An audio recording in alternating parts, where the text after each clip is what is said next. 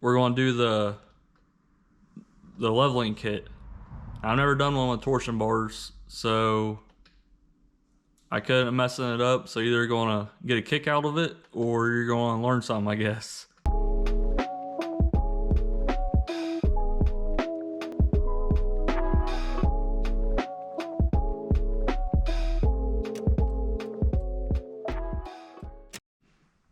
Welcome back to the channel. Today we're going to be working on the 2012 Duramax. The plans is to get the ball joints installed. I have the new upper control arms. They are Moog. There's the part number, just in case anybody cares. Then if that gets done pretty soon, I want to go ahead and get the leveling kit installed. So that's the plan. Before I get started, I want you guys to go hit that subscribe button, and hopefully you guys enjoy the video. We're gonna go ahead and get started with jacking the truck up, taking the wheel off, and then we'll go from there. There's 3 main bolts. Hopefully they come out pretty easy.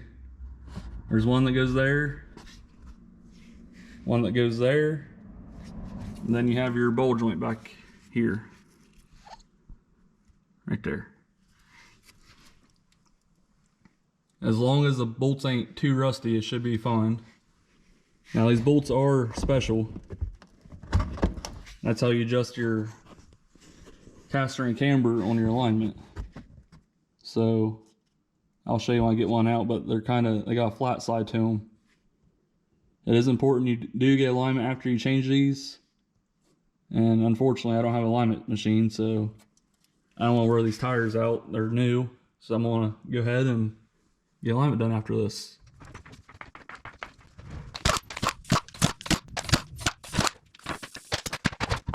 Alright, so here's a little better view with the tire all the way. So you can see the head of the bolt here. No, you can't because I'm not pointing at it.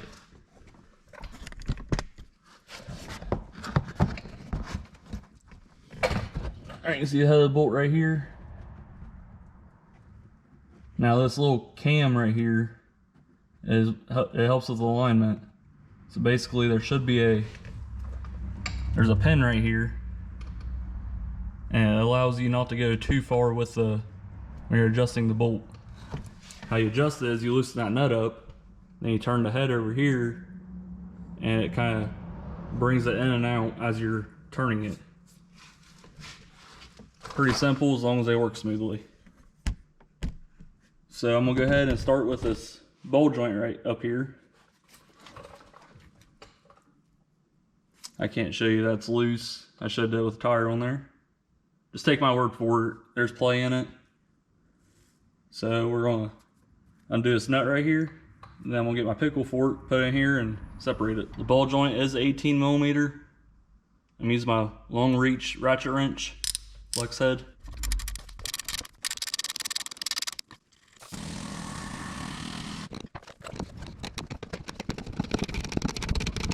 Alright, so I'm using a 15/16 shallow socket or a 24 millimeter, but I didn't have one that was shallow. Make sure you tie up your spindle here, because you're not supposed to pull on your brake hose, and I kind of did that.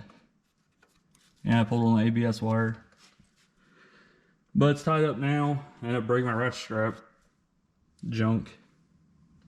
I'm going to go ahead and remove the inner fender well, because I ain't gonna have room to beat that bolt out. Doing alignments, you don't have to remove it. I didn't think about getting the bolt out. So I'm gonna go ahead and do that. That is well, that one looks like a 10 millimeter, but don't look like it's the right one. You got a couple push pins and 7 millimeter bolts. Well, it's supposed to have 7 millimeter bolts up through here too, but all these ones are missing. And then you have a Phillips screw right here for the mud flap.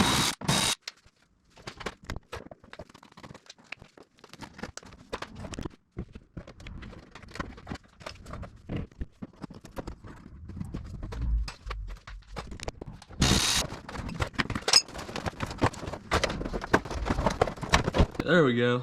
That's a little better picture. There is two 10mm bolts down underneath, which mine didn't come out of the clips that ended up breaking. So, all right, what I'm gonna do is I'm gonna get the nut flat with the bolt, and I'm gonna hit it with a hammer right here, try to break it loose. I lied to you, this bolt's not set up the same. There is two grooves in it, but looks like this cam right here is the only thing that sets your alignment. Pretty sure the older ones had a flat spot that also slid into cam. You know, I'm pretty sure these were separate off the older ones. But it came out pretty good. Now we got one more to go.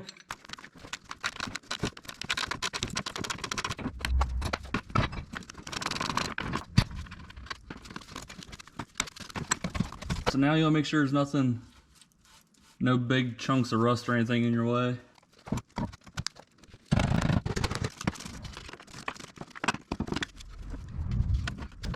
Okay, got that bolt in. I was able to turn this, let me get you guys up here. So since this cam is built onto the bolt, as you can see, it's just gonna hit the shock here. I was able to get it worked out, and I turned it 180 degrees basically, where that was up and down, the flat part of it at the top. And I was able to work it out from behind the shock. So you don't have to take your shock off. It'd probably be easier, but you don't have to. So this one's all started. It's just finger tight. Well, not even tight. It's just started.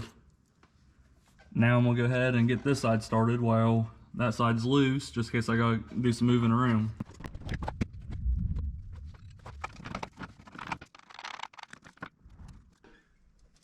See this plastic insert? It's white. That is for factory settings. You gotta pop that out to do alignment. Then it allows the cam to move after that is out.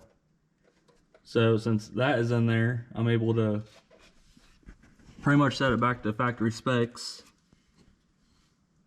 So this way it's not extremely far out, and it may not even need alignment. I'm still gonna get one so I don't ruin my tires, but figured I'd show you guys that. So now everything's started except the bowl joint. I'm gonna go ahead and raise this up a little bit,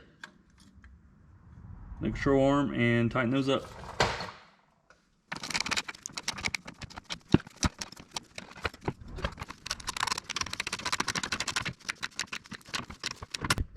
All right, so most of the ball joints come with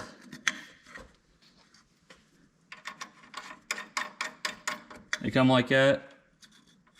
You gotta take the nut off and take its plastic cover off. That's just a protector so that it don't rip your boot. So go ahead and discard this, throw it away, have fun with it, whatever you want to do. So now what we're gonna do is go ahead and install the ball joint.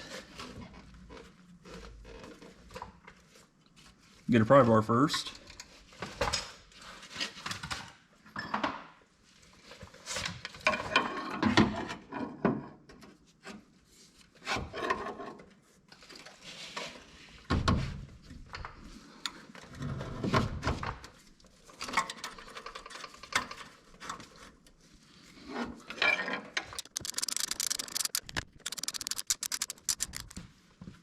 So sometimes when you're tightening it up, the ball joint or the stud where the nut goes just turns inside. It's a pretty common issue. If it's a bottom one, you can just put a jack on it, jack it up. But the top one, it's kind of more trickier to do that. You can put a pry bar in here to pry, but there's also a spot for an Allen wrench or a wrench sometimes. So what I'm gonna do is put my ratchet wrench on there, put the Allen wrench up in the bottom.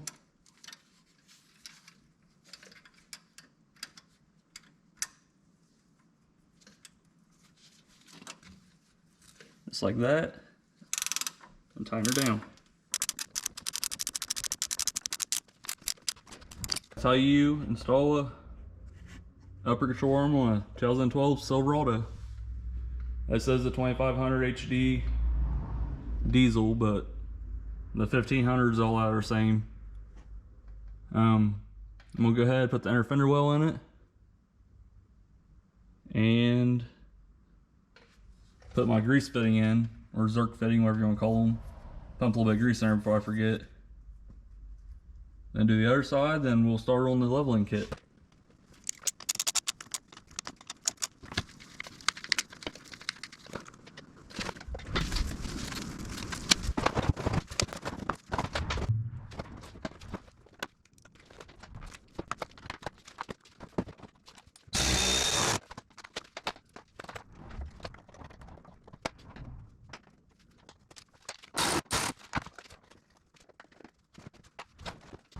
So I put a jack stand on this side. I ain't gonna put the wheel on it right now. It might help with doing the leveling kit. So I'm gonna go ahead and jack up the passenger side. And we'll get this side all done.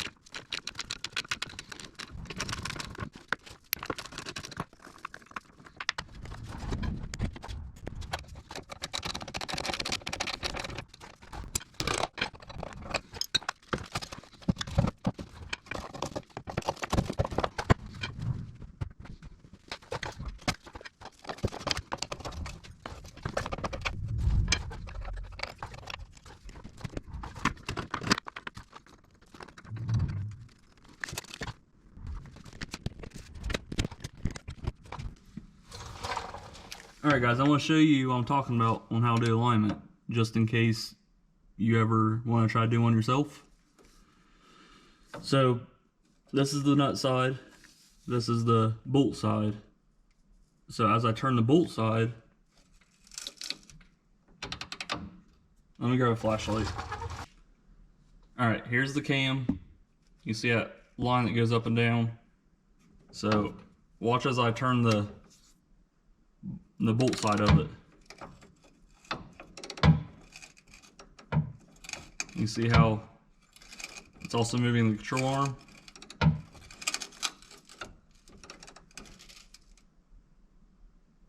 So what that does is it raises it and sucks it back. So what I'm gonna do is I'm gonna try to put it back. This one has the plastic inserts gone, but I can see in the dirt where this was sitting. So I'm gonna try to get it back close to what it was.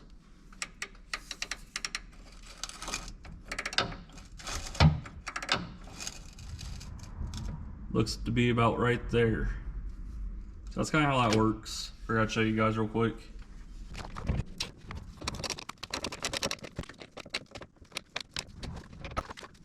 One more thing I should probably mention is these pins right here. All those are, they just push in.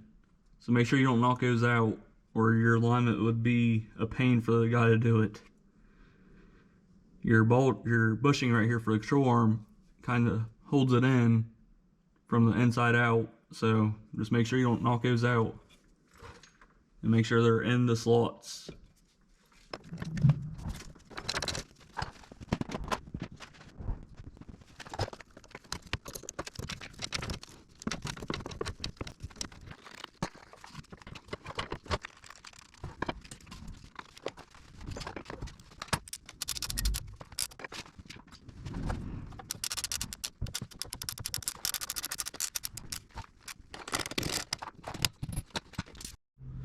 Alright, my camera died, but I went ahead and finished putting it all back together. Put the inner fender well back in. I put the Zerk fitting in. Pumped to full grease. And I think we were good to go. So now we're going to do the leveling kit. I've never done one with torsion bars, so I couldn't messing it up. So either you're gonna get a kick out of it or you're gonna learn something, I guess. But we're about to do that. So I'm gonna go ahead and gather some tools up and we'll go underneath the truck. All right, so it looks like maybe this bolt gets removed, or here's your key. But maybe it gets removed. And then it looks like somehow the key needs to be pressed up so you can get this insert that goes across out, and maybe it should flip down. I don't know, but we're gonna give her a shot. Hopefully nothing goes wrong. All right, got that bolt out, and there's actually a indent right here inside the key. I'll show you on this one. So right here, there's an indent. I'm guessing that's where the tool goes. So we'll go ahead and put the tool in there.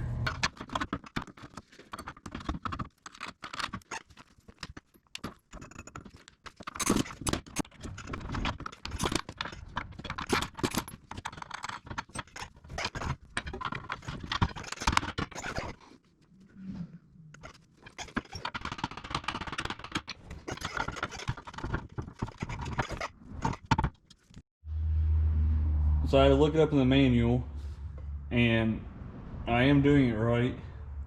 And it says the torsion bar should slide forward now, and this key should drop out. They call it torsion bar lever or something like that, but anyways, it should drop out. So I'm guessing it's just rusted in there. So I'm gonna use my air hammer. Hopefully I don't hurt anything, and try to hit it forward a little bit. Alright, I'm gonna keep trying to get this out. I'll let you guys know how I do it. But I ain't gonna keep recording me not figuring it out. Alright guys, I kind of came to the conclusion that my torsion bars are rusted. Oh shit. So it's not moving out the control arm. And I'm not sure it's moving back here either. But what I'm gonna do now is take this bolt right here out, which holds this bracket that goes all the way across the other one. I'm gonna try taking this bolt out and dropping it down, and hopefully I can slide the key off the back of it. So that's the plan. I already got the nut off. It turns out this side was supposed to be welded on. I kind of broke the welds on it, but the nut's off, the bolt's almost out. I figure I'd go ahead and show you guys what I'm doing.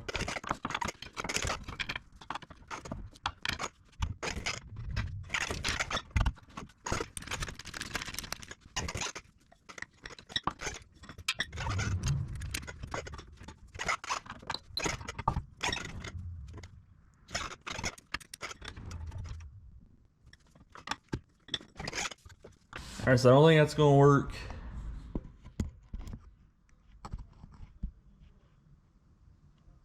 Those little ears are not dropping down below the mounting point on the frame. I don't know if you guys can make that out or not.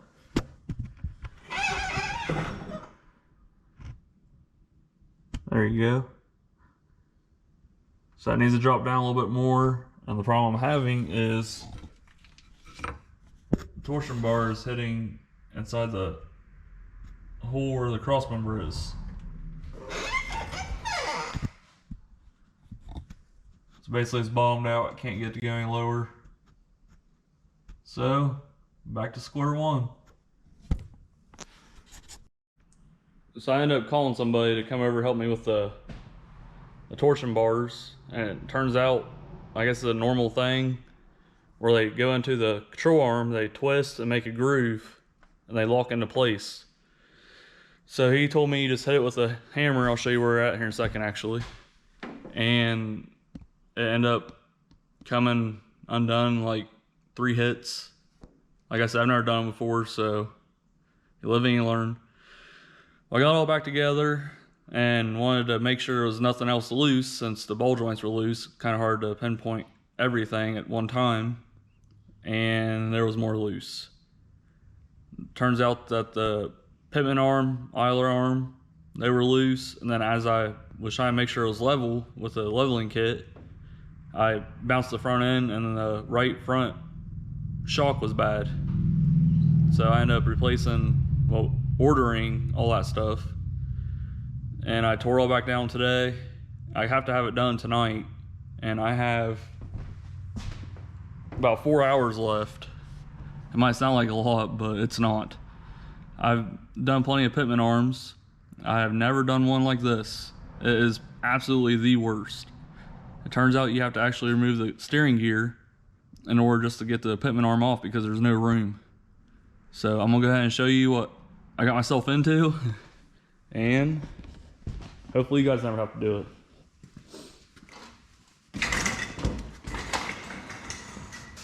So there's the steering gear. Absolutely terrible to get off. The problem is, besides no room, trying to get these lines off the top. So this one's the main one, the pressure one. This one's just the return, comes from the cooler.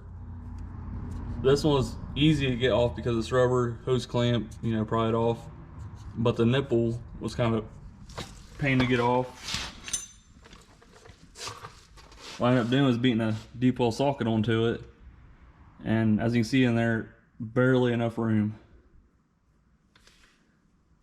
A wrench kept slipping, so that wasn't an option. So thankfully, I tried a deep well socket and it just fit. But you have to get that out of the way in order to get that line off. This one right here.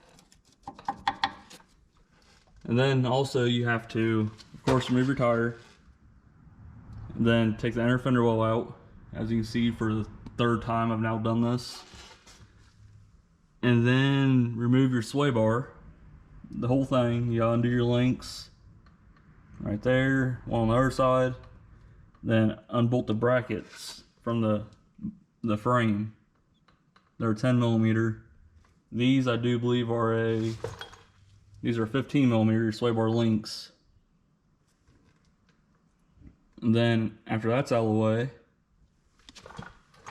you have to remove your charge tube. It goes from your intercooler up to your intake, and that was a pain to get out.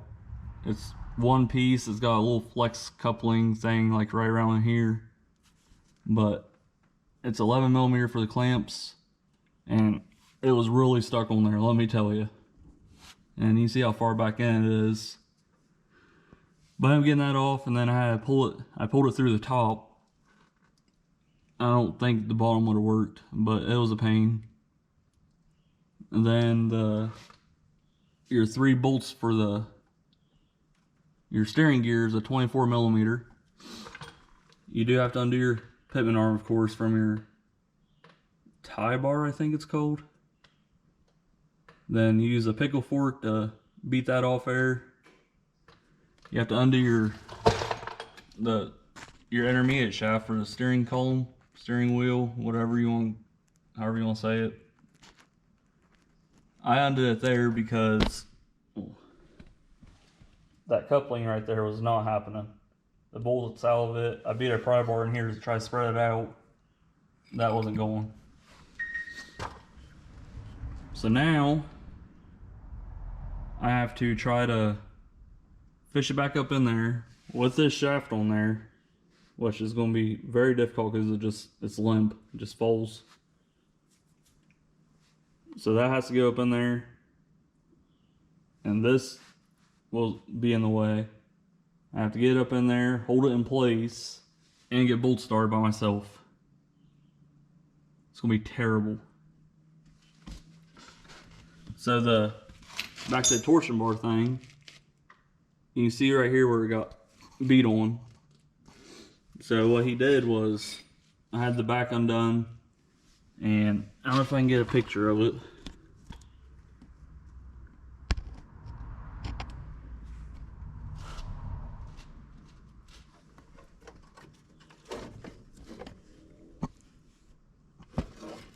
Okay, so you see that hexagon thing back there? Right where the beam of light shining? So what happens is when you turn that, it kind of gets caulked in there. I want a better picture of it. There you go, you can see how it's kind of offset. Well, he said that they were grooves in there, it kind of locks itself in place. So while he was beating on it, like 3 hits came undone. I was kind of mad because I spent hours on it. But now I know. So that's all put in. I got 2 new shocks, 1 for each side. Might as well do both of them. I have alignment scheduled for tomorrow, and I gotta wake up by 3 to go to work. So it's kind of hard to record underneath of a vehicle. I don't have a lift. I would love to show you guys exactly how I do it, but it's just not really possible. So I'm gonna go ahead and get all this put back together, try to get it put back together, and hopefully get it done tonight. So I'll give you guys an update when it's all done. Alright guys, it's actually the next day. I did not get it done. I had a lot of trouble with it. But I'm gonna go ahead and give you a couple little things I had trouble with, I guess. Might help you guys down the road. I really wanted to record all this, but there's no way I could without a lift. Alright, so your intermediate shaft, which is your steering shaft. So you see this section of it? That section is what slides in and out. So when I went to put the shaft back in, the hole for that shaft was up at the top of that shaft. So I could not get it to come down. I didn't know what moved on it because this wouldn't budge at all. So what I ended up doing was taking this bottom part back out, putting a ratchet strap on it, that hole, and slowly pulling it out, and it started coming out. So put the shaft back in it, the bottom part here, and I put a pair of vice grips up top and hooked a ratchet strap to that. I was able to pull it down and line the hole up. So little trick there.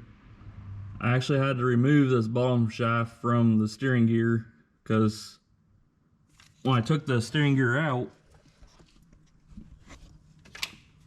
I had a helper, gravity, and the helper on the way back in, gravity, didn't really help that much. Made things a lot worse. So I had to take that shaft off. It was still a pain. It was terrible. But I'm gonna go ahead and crawl underneath real quick and show you why you have to take that out. Alright, so we're underneath. As you can see, there's no room. That is why you have to take the steering gear out in order to change the pitman arm. Dumbest design ever. I've changed, I don't know, probably, I'd say 5 or 6 in my lifetime, and never had to take it out to do that. But it is what it is. The way I did it, right here's how you gotta take it out in between the frame here and then this bar part of the frame, I guess. It comes down right like that, and you gotta you gotta tilt it just like that to get the pitman arm up over the top of the frame. And then same way on the way back in, you gotta start the pitman arm first and kind of roll it up in, and you're very close to the radiator shroud. So what I did was I started the 3 bolts in the holes, just had them in the frame, and I was able to sort of rest the pitman arm on top of the frame since it's so close. And then when I got situated, I just kind of raised up on the front of it until I could slide that bolt in and start it. And after I got that one started, I was able to kind of pivot it on that bolt and then start the other 2. So it is possible with 1 person. I'd highly recommend 2 people. Then the idler arm, there's the idler arm. This back side, or front side I guess, is a 18 millimeter. And the back side is a, I think a 22, 24. Kind of a weird setup. I had to use a wrench on the back side, and then the impact gun on the front, I use a swivel socket on the bottom one, and I use a ratchet and a shallow socket on the top one. There wasn't quite enough room to get my impact gun angled just right.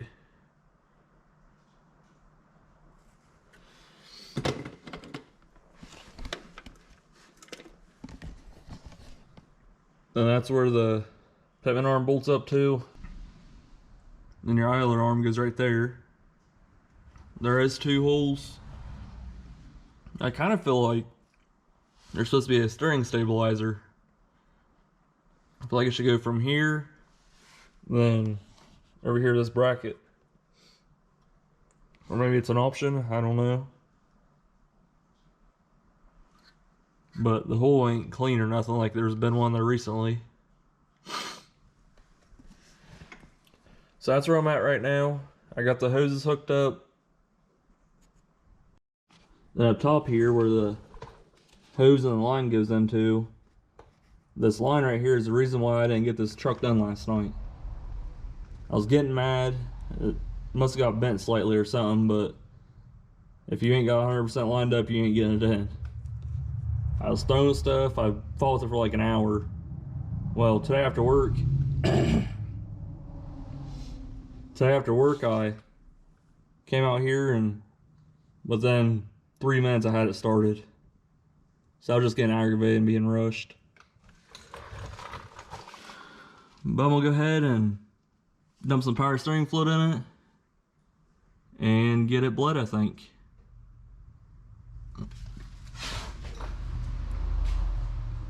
The way you do that, you just fill your reservoir up with power steering fluid, then you crank your wheel back and forth from lock to lock. You do it slow. When you hit to the lock, you kind of hold it for a second. What that does is that pushes all the air bubbles up.